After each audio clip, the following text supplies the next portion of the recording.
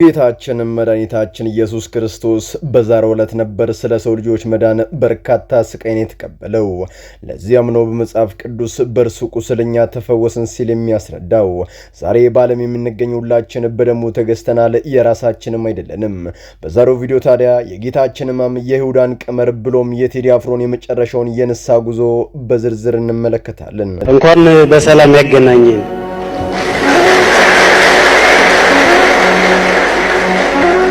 በሌላ ዜና ጉምቱና ቆራጡ የህዝብ ተወካዮች ምክር ቤት አባሉ አቶ ክርስቲያን ታደለ ዳግም ከሚወዷቸውና ከሚያከብሯቸው ወዳጆቻቸው ጋር ተገናኝተዋል።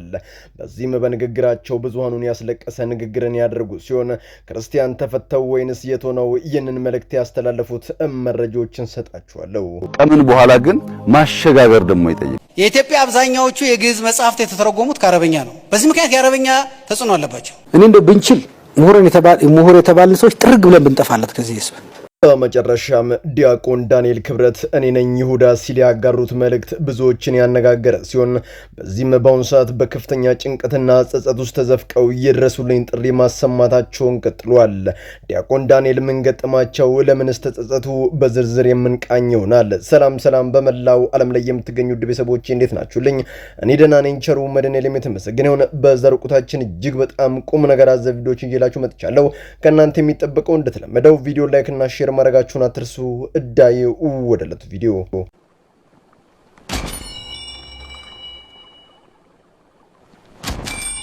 እርሱ የሰው ልጆችን ከኃጢአታቸው አንስቶ ማዕበሉን ማስታክሶ ከኃጢአት ባርነት ነፃ የሚያወጣውን እርሱ ስለ በደላችን ባለቀስን ቁጥር እኛን ለመማር ይቅር ለማለት የሚቸኩለውን እርሱ የሰማይ መላእክት የምድር ፍጥረታት ዘውትር ጠዋትና ማታ የሚነጠፉለት የሚሰግዱለትን እርሱ ቅዱስ ሥጋውን ቆርሶ ክቡር ደሙን አፍሶ ለዘላለም ከኛ ጋር አድሮ የሚኖረውን እርሱ ከመኝታ ይልቅ ተግቶ መጸለይ ለኛ ያስተማረውን በራሱ ተከታይ ከውድቀቱም ባነሳው ክፉ መናፍስትም በላይ ባሰለጠነው በዚያ በይሁዳ ተላልፎ ተሸጠ። ሐዋርያቱ ጨነቃቸው፣ ጥበባቸው፣ አለቀሱም። ይሁዳም በጸጸት የተነሳ ሕይወቴን ይቀይርልኛል ብሎ ያሰበውን ድቃቂ ሳንቲም መሬት ላይ በተነው። ሕዝቡም ሰራዊቱም ሲፈውሳቸው የነበሩትም ሳይቀር ተሳለቁበት። ከእጁ በረከትን የተሻሙትም ሁሉ ይሰቀል በማለት ይጮሁም ነበረ። የጅራፍ ሰውነትን በስቶ የሚገባ ጌታችን የተገረፈበት መሳሪያም ነበር። መስቀል አሸክመው እያዳፉ ይወስዱት ጀመረ። በመጨረሻም እንዲሰቀሉት ጌታችን መድኃኒታችን ኢየሱስ ክርስቶስ ለአዳም ቃል በገባለት መሰረት ከ5500 ዘመን በኋላ ዳግም ከልጅ ልጁ ከመቤታችን ከቅድስት ድንግል ማርያም ተወልዶ አድኖታል። በዚያም ጌታችን በነቢያት የተነገረው ትንቢት ይፈጸም ዘንድ ለኛ የሕይወትን መንገድ ያስተምረን ብሎም በደሙ በሞት ያነሳን ዘንድ ከሰማያ ሰማያት ከዙፋኑ ወርዶ ዝቅ ብሎ በትሕትና ወደዚች ምድር መጣ። እርሱ የነገስታት የደናግል እንዲሁም የነገስታቱን ቤተ መንግስት አልመረጠም። ይልቅስ የንጽሕተ ንጹሐን የቅድስት ቅዱሳን ከመቤታችን ከቅድስት ድንግል ማርያም በግርግም ተወለደ። በዚያም እስከ 30 ዓመቱ የጠፉ ልጆቹን በወንጌል ቃል እየሰበሰበ ብዙዎችንም እየፈወሰና ይቅር እያለ 12 ሐዋርያትን መርጦ ወንጌልን በማስተማር እውነት እንዲገለጥላቸው ማድረግ ከራሳቸው ተርፎ ሌሎች ወንድምቶቻቸው ብሎም ለዓለም እንዲተርፉ አድርጎ ቀረጻቸው። በዚህ ጊዜ ይህንን ድንቅ ስራው የህዝቡ ግልብጥ ብሎ እርሱን መከተል ያስቀናቸውና ያቃጠላቸው እነዚያ መሰሪዎች አይን ውስጥ እንዲገባ አደረገ። በተለያየ ጊዜም እየመጡ እርሱን ለመጣልና ለመያዝ እንዲያመቻቸው ይፈታተኑትና ከአፉ የሚወጣውን ስተት ይጠባበቁም ነበር፣ ግን አልተሳካላቸውም። በኋላም በራሳቸው ሸንጎ መክረው ይሁዳም ተጨምሮበት በሐሰት ፍርድ እንዲሰቀል አድርገውታል። እዚህ ጋር ያዝል አድርጋችሁና ስለ ይሁዳ ጥቂት እንነጋገር። ዛሬ በርካታ ይሁዶች በቤተ ክርስቲያንና በልጆቿ ላይ ተነስተዋል። ይሁዳ ከጌታ ስር ቁጭ ብሎ የበላና የጠጣ በሙዳየ ምጽዋት ኃላፊነት ተሰጥቶት የሚያገለግል ብሎም የክርስቶስን የወንጌል ቃል በአግባቡ ተምሮና አውቆ ክፉ መናፍስትን ሳይቀር እንዲያወጣ ስልጣን የተሰጠው ሰው ነበር። አንድም ጌታ ያጎደለበት ነገር አልነበረም። በኋላም ግን የዚህ ምላሹ ደግነት አልነበረም። ይልቅስ በድብቅ ከአጥፊዎቹ ጋር መክሮ ሳንቲምም ተደራድሮ ተቀብሎ ጌታውን አምላኩን የውሸት በማቀፍና በመሳም አሳልፎ ሰጥቷቸዋል። በዚህም የጌታችን የመጀመሪያው ቁስል የይሁዳ መሳም ነበር፣ ከሚስማር በላይ የሚያሳምመው። የምትወዱት ሰው ክዶ በሐሰት ሲነሳባችሁና አሳልፎ ይሰጣችሁ ሄዳችሁ መመልከት ነው። ይሁዳ ለምልክት መሳምን ነበር የመረጠው፣ መጠቆም ይችል ነበር ያውና እዚያ ጋር ብሎ። አንዳንዶች እንደዚህ ናቸው። ከክህደታቸው ይልቅ የመረጡት መንገድ በእጅጉ ልብ ያቆስላል። ይሁዳ ለዚህ ትልቅ ትምህርት ነው። ጌታችን በዚህ መልኩ ከያዙት በኋላ ወታደሮቹ አይኑን በሻርፕ አስሮት በሸምበቆ እየመቱ ማን የመታ ጌታው እያሉ ይሳለቁበትም ነበር። ማን የመታ ተናገር፣ ቀጥሎ ማን ነው የሚመታ? እዚህ ጊዜም ጴጥሮስ ጌታን ከሩቅ ቆሞ ይከታተለው ነበር። በኋላም አንዲት ሴት መጣ፣ አንተ ከእርሱ ወገን አይቼ አውቃለሁ አለችው። እርሱም መልሶ በፍጹም ተሳስተሻል፣ እኔ ይህንን ሰው አላውቀውም አላት።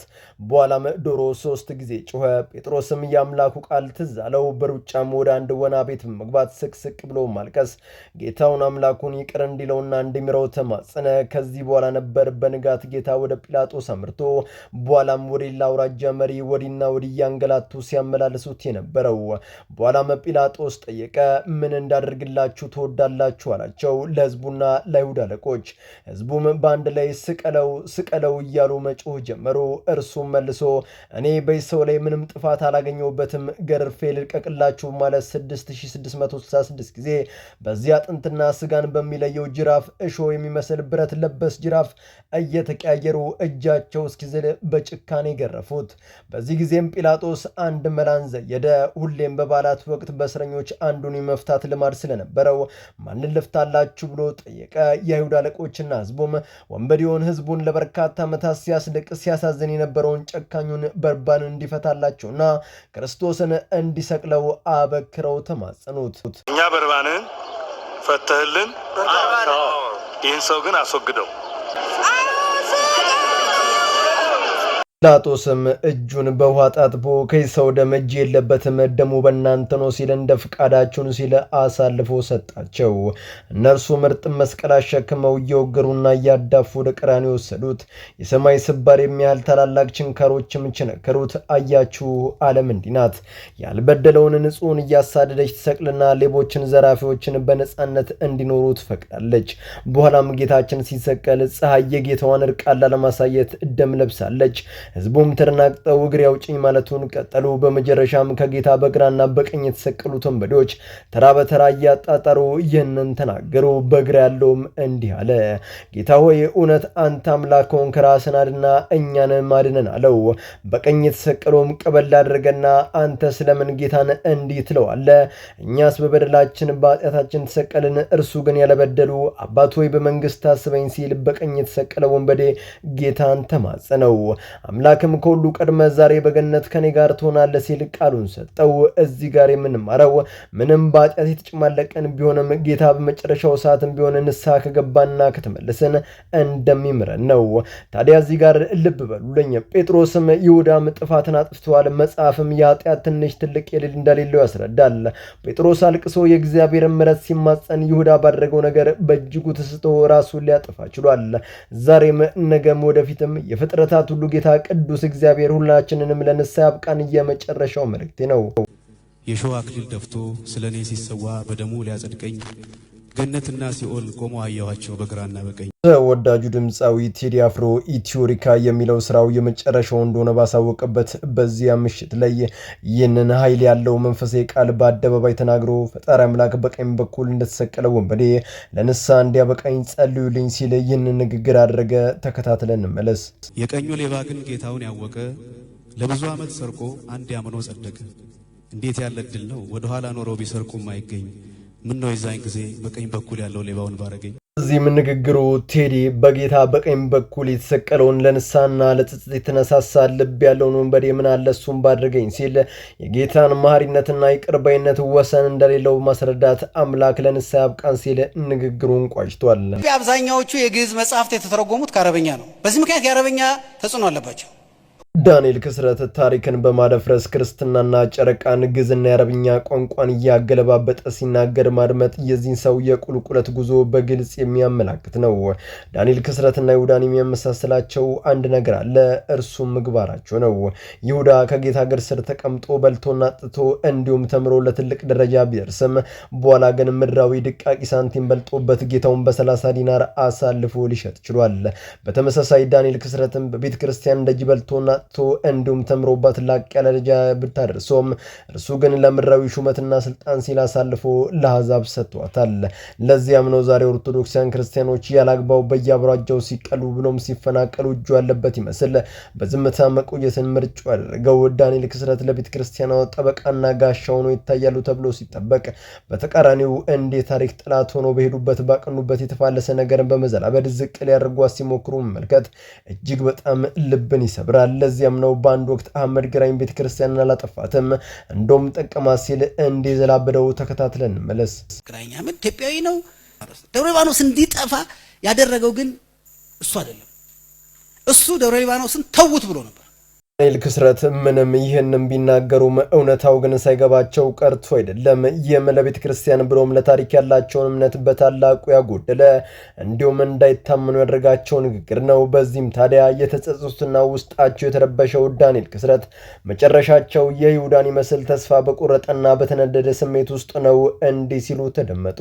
እኔ እንደው ብንችል ምሁር የተባልን ሰዎች ጥርግ ብለን ብንጠፋለት ከዚህ ህዝብ ብንቶና ቢኖር የእዚህ ምድር ላይ ሳለ ለእውነት ተላሰት ከቆምክ ያበላህን እጅ መልሰ ከነከስክ መጨረሻ ጥፋት ስለሆነ ሳይረፍድብህ በጊዜ በጸጸትና በለቅሶ ወደ ፈጣሪ ተመለሰ ንስሐ ግባ የመጨረሻው መልእክቴ ነው። እንኳን በሰላም ያገናኘን።